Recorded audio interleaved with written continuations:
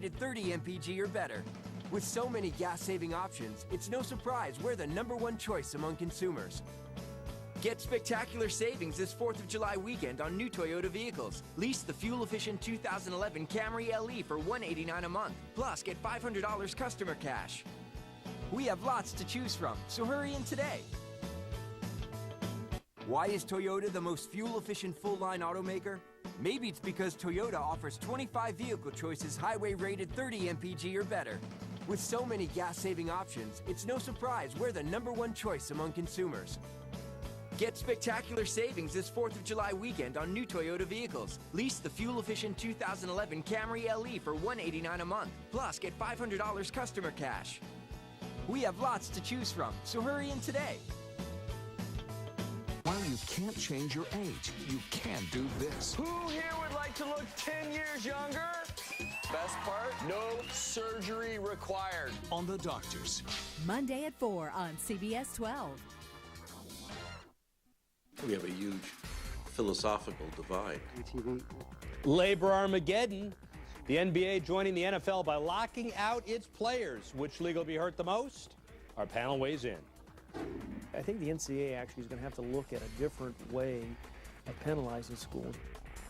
Yeah, penalizing schools. In our inside story, USC Athletic Director Pat Hayden on the scandal at his school and corruption in college sports. Ultimate failure. South Florida sports teams flunk an ESPN fan survey. What's the biggest beef and how can they improve? Hang on, South Florida, you're going beyond the game. You're watching Toyota's Beyond the Game with Rick Horrow, the only locally produced sports business show in the country. Now, let's get down to business. Hello and welcome to Beyond the Game, and we give you an inside look at our $50 billion business of sports. I'm Rick Horrow. And let's meet our Toyota opening drive panel. Sports agent extraordinaire Darren Heichter, CEO of Dynasty Athlete Representation, and sports business analyst Brian Finkel. Thank you both, as always, for joining me. I've been waiting for the lockout. Now it's a lockout. Now let's get down to business. NBA Union Chief Billy Hunter on the NBA lockout. The league announced they're locking out the players after the collective bargaining agreement expired on Thursday. NBA Commissioner David Stern says 22 of the 30 teams in the league are losing money. And by most metrics, the NBA had an outstanding season. Total regular season attendance up 1% as arena were filled at over 90% capacity for the 7th consecutive season. TV partners TNT and ESPN saw audience gains of more than 30%, and merchandise sales rose 60% at the NBA store and 20% globally. Hey guys, owners want a hard salary cap, and the union says the league wants to roll back salaries by up to 33%. Coming off such a successful season, is the NBA setting the table for what could be one of the greatest blown opportunities in league history? Well, first of all, no damage is done until regular season games are missed. But with that said, I don't think the NBA is blowing an opportunity at all. We're talking about 2011 being the best NBA season since Michael Jordan retired. Yet 22 of the league's 30 teams collectively lost $300 million. The league may take a PR hit, the league may lose fans, but if the business model of the NBA is in as dire financial straits as David Stern is making it out to be, then this lockout needs to happen, and it needs to happen now. Brian, we know that teams are losing money, but it would be catastrophic for the NBA to give up on the storylines from last season. Look at Game 6 of the NBA Finals, a 35% increase in ratings over the prior year. You look at the NBA All-Star Game, another impressive rise over the prior year. Whether you like the decision, you like the big three being together, these storylines cannot be dropped. They need to get together and resolve their issues. Yeah, surely catastrophic maybe in the short term. In the long term, David Stern says he's got to reform the system, which would be better for everybody. That's the dynamic. You know, NBA.com has gone dark. There are no images or videos of players. What's the reason behind this, guys? Well, Rick, the NBA paid the union about $25 million for the rights to market the players' images. And this was negotiated into the last collective bargaining agreement, which expired yesterday. While the NBA can probably get around this fact by claiming fair use, I don't think the NBA is looking for another fight. What's priority number one is getting a new deal done. Yeah, fortunately, the WNBA is operating under a different collective bargaining agreement. So while there's no news about NBA players on the league website, We do have about the WNBA, including a riveting headline of the WNBA's MVP race is heating up. I can't wait to see who wins it. My eyes are glued. Maybe LeBron joins the WNBA for a few weeks while we work out the labor stoppage. Tune in. NBA joins the NFL with the work stoppage. Hey, which league is more likely to lose games, guys? Definitely the NBA, unlike the NFL, which appears to be moving closer towards a deal. And their biggest issue is trying to determine how to split the revenue.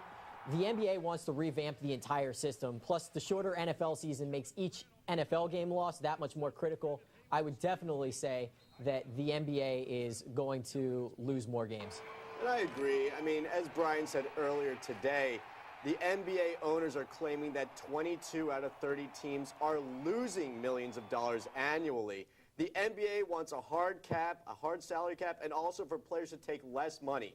When the players came and gave an off actually increasing salaries years down the line, that had to hammer down the nail into the NBA, which would make it even more likely that games are lost this season. Hey, bottom line is the lawyers are out of the room in the NFL negotiations. That's got to be a good sign as a lawyer. Remove them, you get a deal done. Thanks, guys. Here are the most recent work stoppages in the 4 major pro sports. In addition to the NBA lockout in '99, the NHL lost an entire season in 2004-05 when they locked out the players. Baseball players went on strike in '94-95 for 232 days, wiping out the World Series. And, of course, the NFL in its 112th day of its lockout. 109th, 112th, somewhere around there. Speaking of NFL labor, ESPN reporting on optimism and its waning in negotiations between NFL owners and players. Sources say owners have reneged on a simplified formula that would have given players 48% of all revenue. Owners and players are seeking a deal that would divide revenue for the $9 billion business. The sides will meet again next Tuesday. Training camp scheduled to open in 3 weeks. Nike officially renewed its relationship with Michael Vick. This nearly 4 years after dropping him in the wake of dogfighting scandals that led to prison time. The Eagles quarterback had the best statistical season of his career in 2010. He also continues to work with the Humane Society to educate people about dogfighting. Terrell Owens, recovering from left knee surgery, plans to be ready to play when the NFL season starts. The 37-year-old star receiver tore his anterior cruciate ligament and had surgery in early April. His agent, Drew Rosenhaus, refuses to say how the injury occurred, and some reports say Owens suffered the injury while taping his reality show, Single Ladies. Last season, Owens had 72 catches for 983 yards and 9 touchdowns for the Cincinnati Bengals.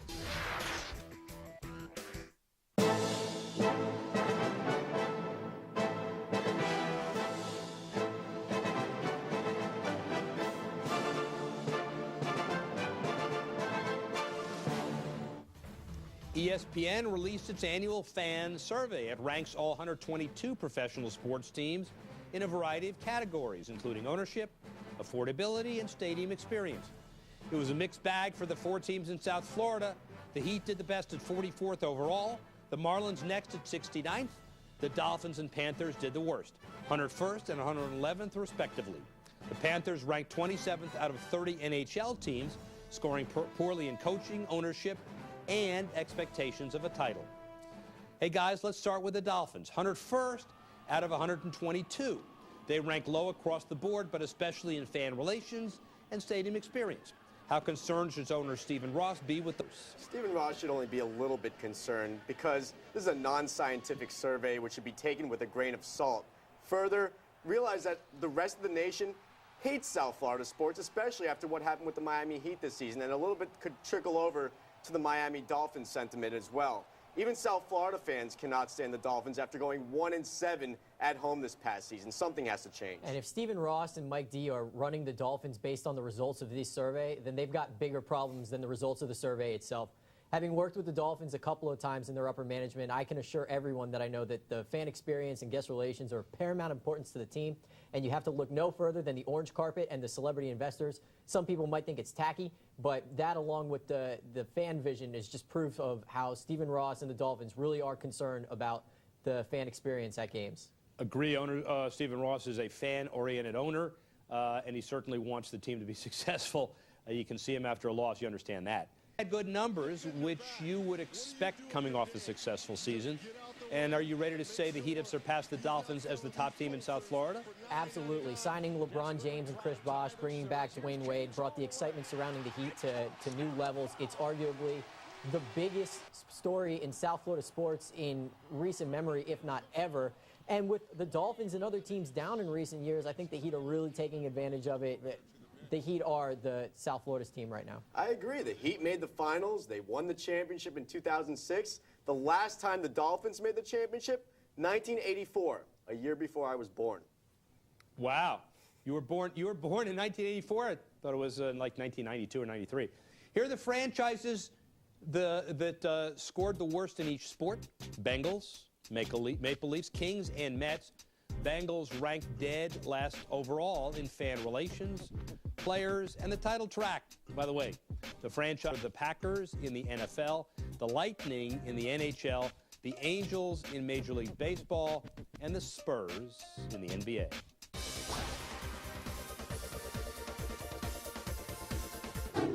I think it would be how we handle the agents that surround and corrupt college football and basketball. Coming up on Beyond the Game, USC Athletic Director Pat Hayden on why he thinks agents are a big problem in college sports and the scandal that cost his school a national title. Plus, the Marlins would like to just throw away June. How bad was it? We'll have a historical breakdown. And later in the Pulse of the Fan, will Rafael Nadal one day break Roger Federer's record of 16 Grand Slam titles? You're watching Toyota's Beyond the Game on CBS 12. We're back in 1. Why is Toyota the most fuel-efficient full-line automaker? Maybe it's because Toyota offers 25 vehicle choices highway 30 mpg or better. With so many gas-saving options, it's no surprise we're the #1 choice among consumers. Get spectacular savings this 4th of July weekend on new Toyota vehicles. Lease the fuel-efficient 2011 Camry LE for $189 a month. Plus, get $500 customer cash. We have lots to choose from, so hurry in today. I'm Pete Cordino from the all-new Toyota of Stewart on the corner of Federal Highway and Salerno Road, where the customer is always first. You'll love it at Toyota of Stewart. Why is Toyota the most fuel-efficient full-line automaker? Maybe it's because Toyota offers 25 vehicle choices highway rated 30 mpg or better. With so many gas-saving options, it's no surprise we're the #1 choice among consumers. Get spectacular savings this 4th of July weekend on new Toyota vehicles. Lease the fuel-efficient 2011 Camry LE for $189 a month. Plus, get $500 customer cash. We have lots to choose from. And today.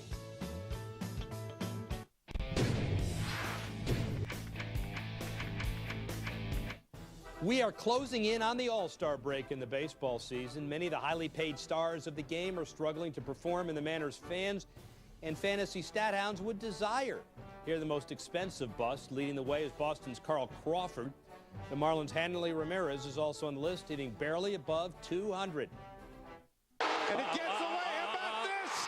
And he's in there safely. Oh, brother. Speaking of the busts, the Fish are glad June is over. Nothing sums up the month like this wild pitch on a pitch-out last week in Seattle that cost the Fish the game. Jack McKeon can only look on in disbelief. June was by far the worst month in franchise history at 5-23, and for a time, the Marlins were flirting with the worst record for a month in the history of baseball, 1-22 by the Baltimore Orioles in April of '98. Let's play fast money. A judge approves a $150 million financing arrangement sought by the Dodgers to keep them operating. The team filed for bankruptcy protection Monday, blaming Major League Baseball for refusing to approve a multi-billion-dollar TV deal that owner Frank McCourt was counting on to keep the franchise afloat. Commissioner Bud Selig is set to be deposed in 2 weeks by lawyers representing McCourt. Derek Jeter expected to return from the disabled list Monday and continue his pursuit of 3,000 hits. When he reaches the milestone, there will be many commemorative items available, including keychains, framed pictures, bats, and even dirt from the batter's box and shortstop area. Jeter needs 6 hits to reach 3,000. The perjury trial of Roger Clemens scheduled to start next Wednesday. The 7-time Cy Young Award winner is accused of lying to Congress in 2008 when he denied using performance-enhancing drugs. The trial expected to last 4 weeks. Hey, the BCS recently stripped USC of the title it won in the 2004 Orange Bowl. This is a result of the NCAA sanctions in light of the Reggie Bush scandal. In our inside story, new athletic director Pat Hayden on the state of the program and college football.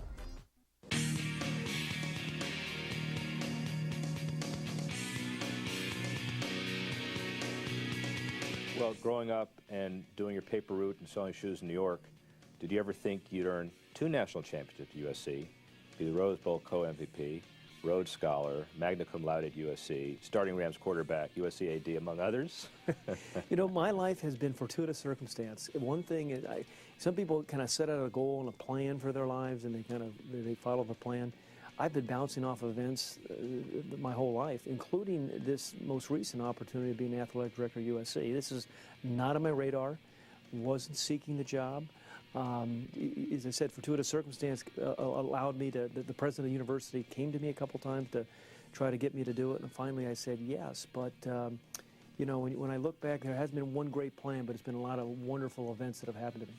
Why would a man whose legacy is already etched in stone as a successful investment firm, person, lawyer, Rhodes Scholar, Notre Dame announcer, why does he want the hassle of being the athletic director at USC, on probation, by the way?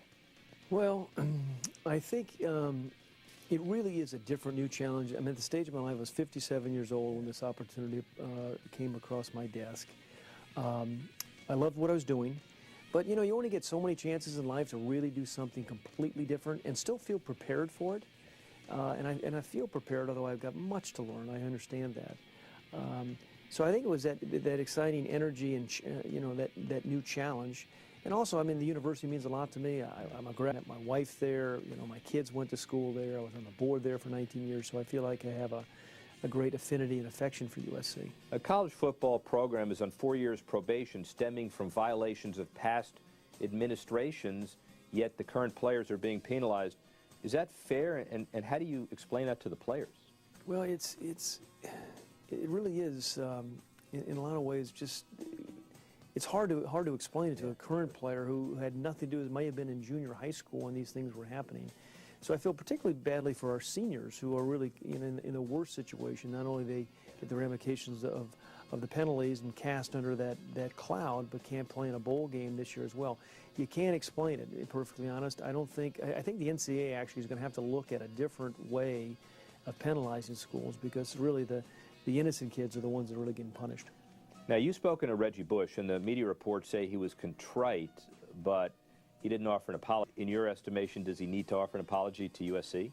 I don't want to say that. I don't want to make that judgment for Reggie Bush. I mean, Reggie Bush is going to have to make his own assessment of that. I think, you know, Reggie was a great athlete at USC, one of the most exciting players we've ever had. We want Reggie Bush-like athletes to come to USC in the future, but we want to win with them. We want to win absolutely in the right way. Now, Reggie Bush says he has a fractured relationship with USC, and he really wants to repair it. Under the right circumstances, would you welcome him back with open arms? Under the right circumstances, if we're allowed. We are certainly prohibited from doing that while we're on NCAA probation the next 4 years, but I'd love to see Reggie ultimately come back to USC and ultimately graduate. He's only, I think, 1 or 2 classes short. So Lane Kiffin, been a lightning rod, controversial, Tennessee, Oakland. Is he the right guy for the job at USC? I think Lane is going to do a great job at USC, and I think it's the perception, the reality. I have known Lane for a long time, and I know he has his perception, but I've gotten to know him. I don't think the reality is anything like his perception. You're on the record saying you'll keep all options open for the next round of conference expansion and negotiations, including becoming independent. How hard is that to do? Well, when I said that, I mean, as athletic director, I really view my job, I have to do what's right for USC. I recognize I'm in a conference, or we're in a conference, and we're very delighted to be in what's going to be the Pac-12 conference, but I think I have to look at all those opportunities. There's always pros and cons. You know, I'm very familiar with Notre Dame, and they have, there's good news and bad news about it being independent, and it's probably not likely at all that USC could ever really do that.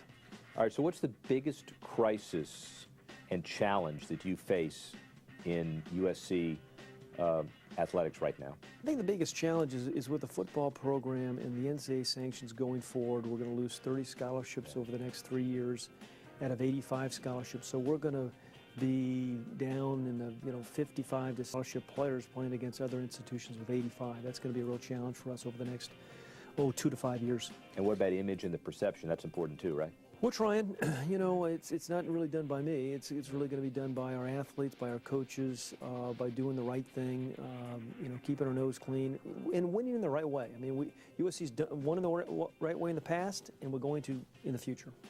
Wave a magic wand. What's the biggest thing, one necessary biggest thing you could change about college football today? I think it would be how we handle the agents that surround and corrupt college football and basketball. And I think we can only do that if we get the help from the NFL and the NBA themselves. In the NFL, for example, by having a rookie salary cap or penalizing the athlete themselves. Hey, if you put your school on probation for 2 or 3 years, you can't play in our league for 2 or 3 years. Or penalizing the agents. They can't represent athletes. I think that is the biggest issue facing us as athletic directors today.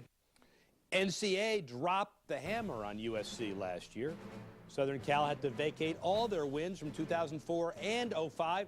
They lose 10 scholarships a year for 4 years. Also a 2-year bowl ban, and any USC senior is allowed to transfer. Plus, as we mentioned, the Trojans could be stripped and have been stripped of their 2004 BCS title. Hey guys, the NCAA will hold a president's meeting in August. Pay for play has gained traction in the wake of high-profile infraction cases involving Reggie Bush, Cam Newton, Jim Tressel. Should the players get paid? Rick, college athletes should be paid, but the big question is how? Which players get paid? Do all players get the same amount of money? And if not, how do you distinguish between the walk-on QB as opposed to the blue chip coming out of high school? Last, what about the non-revenue generating sports? Do those players get paid? Until a system is proposed that makes sense, college players cannot be paid, even if they should be paid. Yeah, and on top of that, you got to figure right now, the college players are getting the full scholarship. They have access to Pell Grants, room and board, food.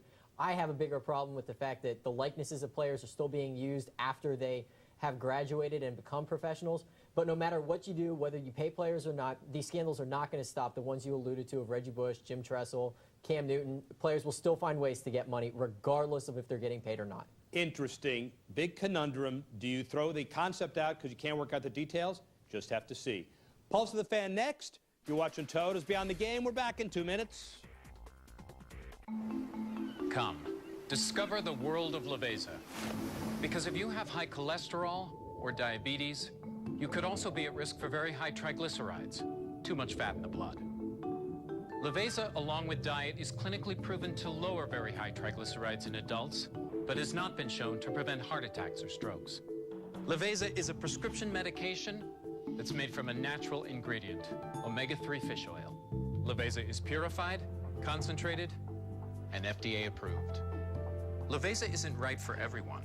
Tell your doctor if you're allergic to fish, have other medical conditions, and about any medications you're taking, especially those that may increase risk of bleeding.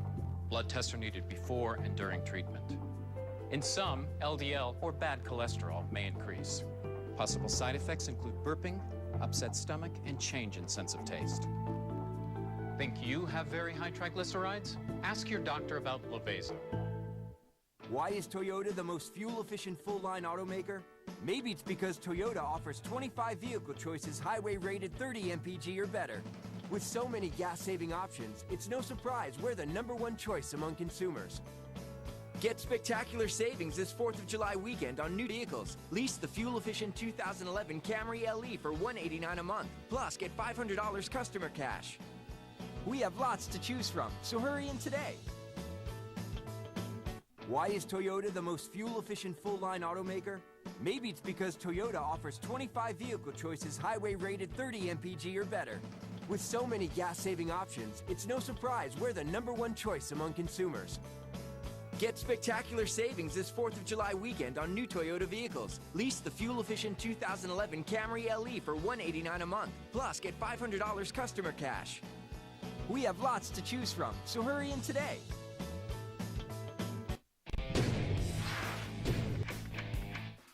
We want the pulse of the fan, and we'd like to welcome in 15-year-old Joey Brander, sports anchor for Global Broadcast Sports Network.com.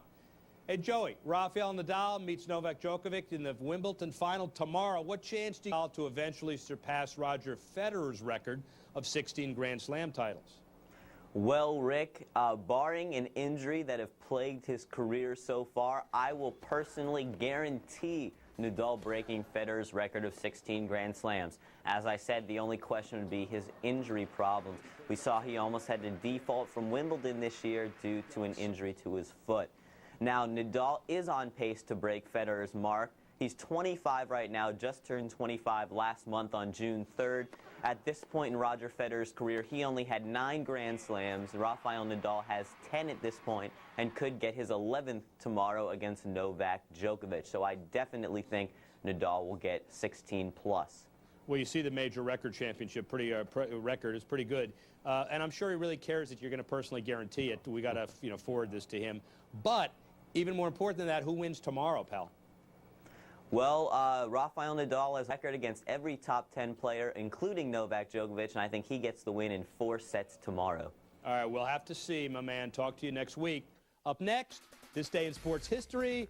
You're watching Toyota's Beyond the Game. We're back in 2 minutes.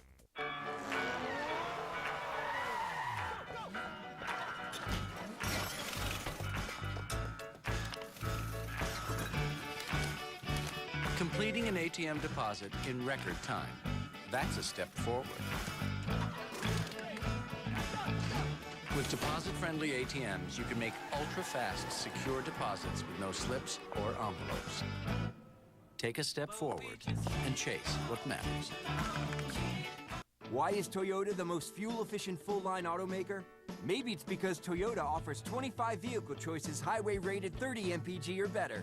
With so many gas-saving options, it's no surprise we're the #1 choice among consumers. Get spectacular savings this 4th of July weekend on new Toyota vehicles. Lease the fuel-efficient 2011 Camry LE for $189 a month. Plus, get $500 customer cash. We have lots to choose from, so hurry in today. Why is Toyota the most fuel-efficient full-line automaker? Maybe it's because Toyota offers 25 vehicle choices highway-rated 30 mpg or better. With so many gas-saving options, it's no surprise we're the #1 choice among consumers. Get spectacular savings this 4th of July weekend on new Toyota vehicles. Lease the fuel-efficient 2011 Camry LE for $189 a month. Plus, get $500 customer cash. We have lots to choose from, so hurry in today. Chris Farrell, thank you so much for not being a drama king like the other meteorologists in the area. No sense in making a big deal about nothing. It always comforts me to watch John Matthews' forecast. Thank you, John. Chris, Michael, John, you during the last 3 hurricanes, and the calmness in your voice was very reassuring. A thank you to John Matthews for bringing long-needed sanity to weather reporting, especially that regarding hurricanes. This day in sports history, July 2, 1921, Jack Dempsey KOs George Carpenter to retain the heavyweight title. First $1 million gate for a boxing match. 1937, happy birthday to Richard Petty. The NASCAR legend turned 74 today. 1966, Billie Jean King wins the first of her 6 Wimbledon titles. And in 1995, Singer Island Michelle McGann wins the Youngstown Warren LPGA Golf Classic. Hey, Beyond the Game airs every Saturday, 7:30 p.m. following CBS 12 News at 7. That's our show. Thank you so much for joining us, and see you next week when once again we go Beyond the Game.